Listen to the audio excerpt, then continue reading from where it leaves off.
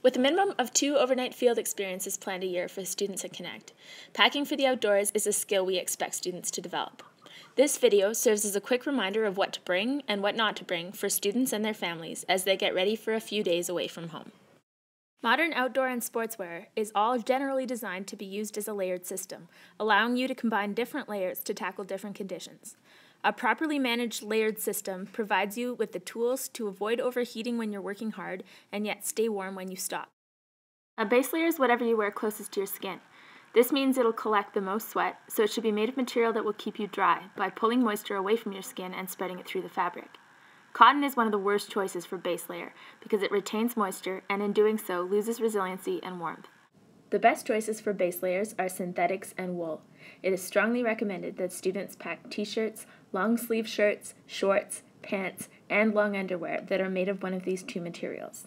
Socks are also considered an important base layer and should be selected carefully. Cotton is not a good choice here either. Superficially fuzzy or fluffy socks can often be confused as warm, but these are also often made of cotton and will get wet and cold quickly. Warm socks should always be wool or synthetic.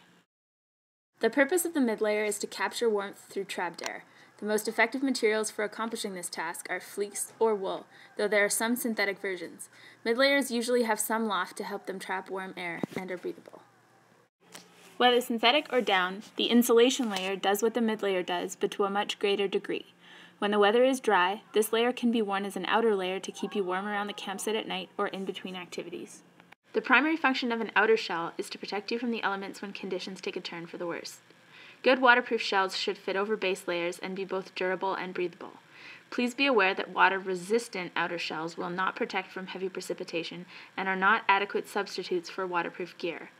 Waterproof layers can be tested by checking for beading when showered with water. They can also be re-waterproofed as necessary with sprays like neck wax. The final item of student clothing that will greatly affect quality of experience is footwear. Camp footwear should allow for high activity, stability, and comfort. Shoe materials should be water-resistant and breathable, synthetic mesh or leather uppers with strong rubber soles, and a good tread on the bottoms to increase grip and stability on varied terrain.